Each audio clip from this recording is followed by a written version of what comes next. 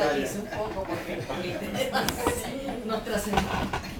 Sí, está un poco difícil, porque es que Carlos conoce tanto a Arendt que uno no puede, no sé cómo entrarle y hacerle una crítica allí que le serruche las bases a Arendt, ¿no?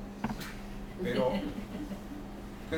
una observación que yo tengo, por ejemplo, de su libro sobre la crítica del juicio.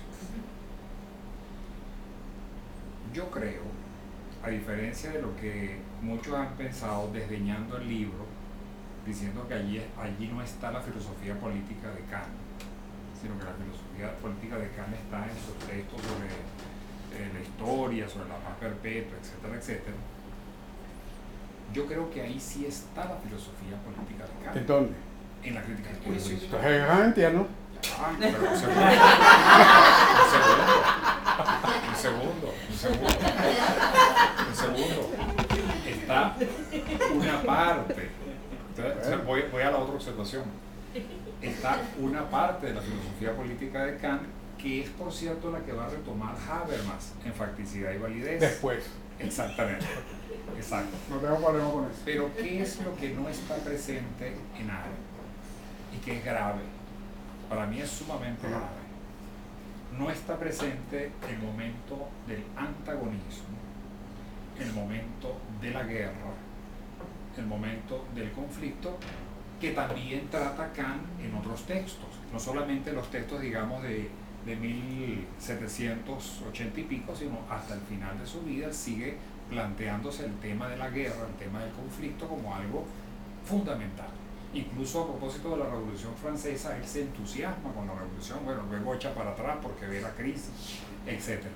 Pero entonces lo que te quiero decir es que en buena medida Arendt tenía razón con ese texto de Kant, porque ella, y tú utilizaste una expresión muy buena, ella destaca la idea del pensamiento ampliado, que para Kant es fundamental desde el punto de vista político. Hay muchos que no lo reconocen. Claro, pero bueno, digamos de lado. El mismo Habermas piensa que Kant era monológico. Sí, pero digamos que Kant tiene una doble faceta. La faceta, digamos, la faceta habermasiana, vamos a decirlo así, bueno. La faceta habermasiana, la faceta deliberativa, donde él plantea la necesidad del reconocimiento, de la amplitud del saber, etcétera, etcétera. Ese Heimann sí ha tenido un poco de influencia. Ajá. Pero por otro lado está el Kant de la guerra, el Kant, insisto, del antagonismo, que en Arendt no está presente. Okay. No es así. Bueno. El primer capítulo sobre la revolución se llama Guerra y Revolución. Y la violencia es un aspecto central a lo largo de toda la obra de Arendt. Y la violencia es algo inevitable para Arendt y de alguna manera ella categoriza y fundamenta el tema de la violencia en relación a la capacidad que tiene, la capacidad entre comillas, que tienen los líderes políticos en ejercer la violencia. Es una actividad, una situación permanente de conflicto que hay siempre. Y entonces esto le sirve incluso de criterio para decir, por ejemplo, en la Revolución Francesa le sirve de criterio para distinguir por qué la Revolución Americana, en donde de alguna manera la ciudadanía ejerció poder y la guerra terminó y se construyeron instituciones y de alguna manera se palió la violencia, mientras que en la Revolución Francesa el conflicto se mantuvo a pesar de los intentos, hubo el régimen del terror, todo eso lo dice ella está muy preocupada por eso. No, de acuerdo. Entonces ella no escatima, no se aleja de eso, también es muy preocupada, en todos los textos, incluso pues, de la guerra de Vietnam, siempre el conflicto está muy volviendo a Kant, o sea, ¿cuál es el error de Arendt? El error de Arendt está en haber visto en Kant un solo lado de la moneda, un solo aspecto. Que es el dialógico. Que es el dialógico. ¿Y cuál no vio? El conflictivo. El polémico. Bueno, porque Kant, como deja todo en el ámbito de la ética. No es así. Bueno, pero es un pensador que habló de la Revolución Francesa, también Hegel habló de la Revolución Francesa. No tiene por qué exigirle a los filósofos del siglo XX que estudian a Kant de la evolución. Entonces, lo otro que te quería decir, allí Arendt se acerca a Rawls. Arendt, en esa medida, se acerca a Rawls y Totalmente se acerca, no. Bueno, es lo que yo entiendo. No, porque ella no acepta Y se que el acerca- principio de justicia y se- que se impongan en... Y se acerca de manera- justamente al Habermas que deja de lado a la violencia como un mecanismo de interpretación de lo político. Entonces, tiene que leer En su interpretación tiene que de- leer este ensayo. Perdón, en su interpretación de Kant. Estoy hablando de Kant. Entonces, ella se alejó mucho de Kant desde un principio, al principio justamente porque le pareció Kant un filósofo metafísico que hablaba de la ética en términos totalmente teóricos y no se interesaba para nada en la realidad política. Tal vez salvo el documento ese de la Revolución Francesa. Pero para ella todos los documentos políticos, entre comillas, de Kant eran, como decía yo antes, antropológicos. Ella en su primera época se interesaba mucho más por la experiencia política. Ella cuando habla del totalitarismo ni siquiera habla de Hitler, bueno, obviamente lo menciona y también de Stalin. Habla de la penetración del totalitarismo en la ciudadanía, cómo se comportó el ser humano, la condición humana, y ahí la violencia y el terror son elementos fundamentales en su Carlos, pero filosofía. ¿cuál es la propuesta política de Arendt? La propuesta política de Arendt deja de lado justamente aquello que Marx ha reivindicado. Porque mira la condición humana, lo más cerca que está Hannah Arendt, a pesar, no, sobre la evolución, a pesar de que sea el libro más cercano al liberalismo, porque defiende la revolución norteamericana, al final del libro, ella habla de los consejos de fábrica, es una gramsciana que no cita Gramsci. A eso sí la pueden criticar. No. ¿Cómo es que ella habla de consejos Ya no las... habla de los consejos, habla el estado de los consejos? Entonces, ¿es gramsciana completo o no? Sí, después digo yo una cosa. Sí, pero bueno, yo creo que hay ese fallo, Carlos. Hay ese Bueno, pero fallo. tú no puedes seguir a todos los filósofos que se remitan a Kant, porque se tiene que remitir a Kant. Es que ya lo hizo. Lo hizo al final de su vida para rescatar la crítica del juicio, pero no le interesó más nada de la filosofía de Kant. pero fíjate, Lo mismo que con Platón. Pero escúchame lo siguiente. No es un problema exegético. No es un problema de si interpretó mal o bien acá. Acuérdate que Pero fue un escúchame, curso, pero una lección. Pero Tú tienes que dar escúchame, una lección Carlos, sobre la pero filosofía escucha, política de pero antes de responder, escucha. Hecho. Escucha. Y no es un problema exegético. No es un problema exegético. Exacto que no. Es un problema de teoría política de ella, de pensadora, porque ella era una pensadora audaz, como tú mismo lo dijiste, que ella, Totalmente. pensando a Kant, decía algo totalmente heterodoxo, vamos a decirlo así.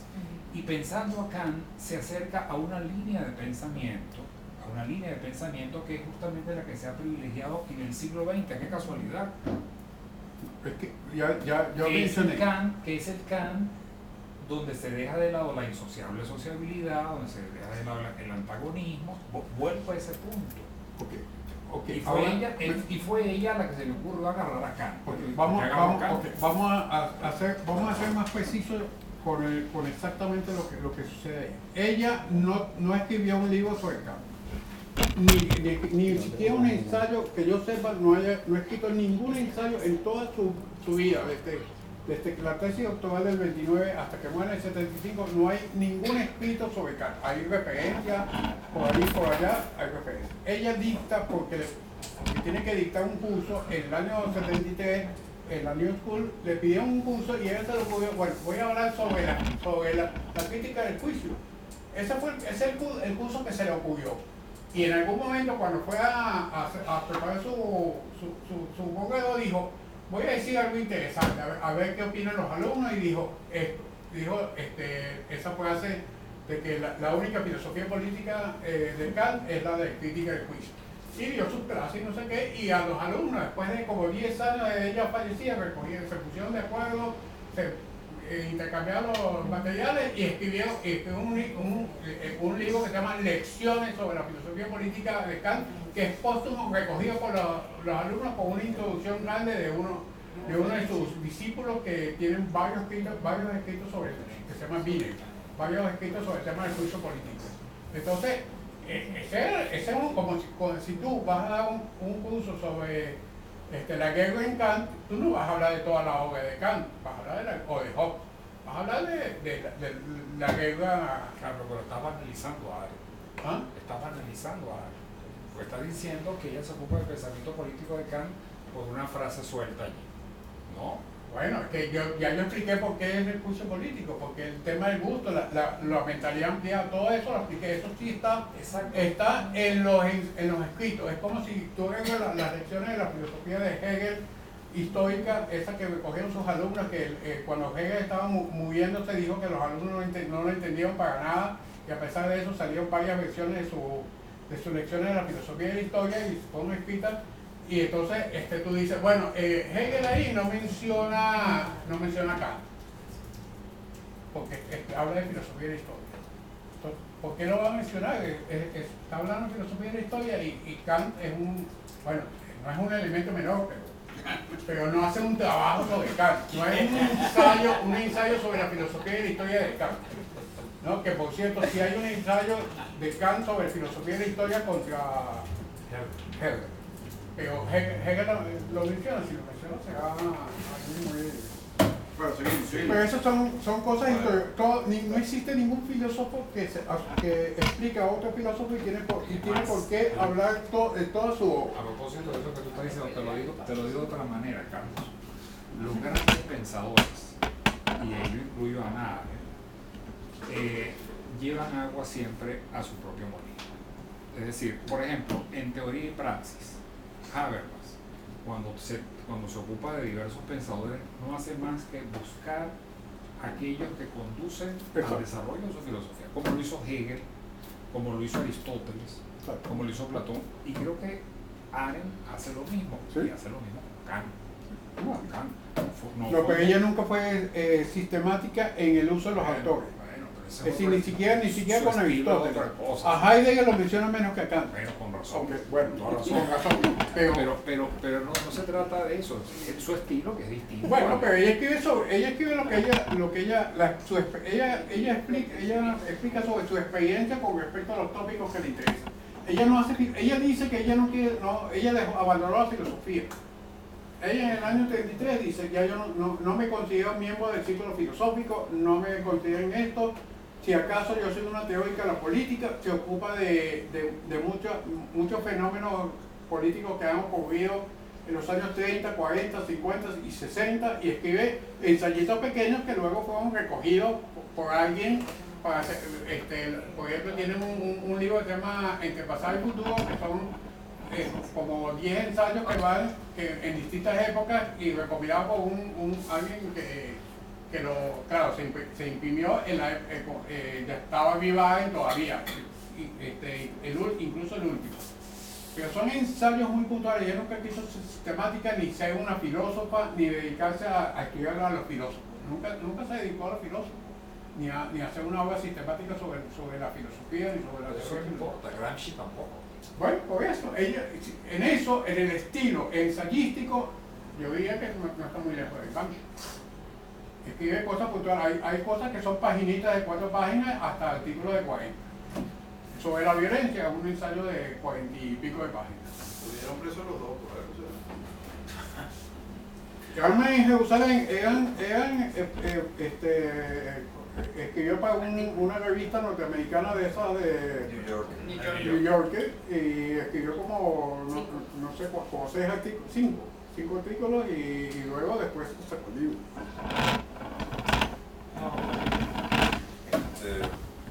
Yo creo un poquito en la línea de lo que dice Omar, ¿no? Que una de las cosas que generan tensión en Arendt es qué hacer con el momento, o sea, cómo abordar el tema del momento polémico, ¿no?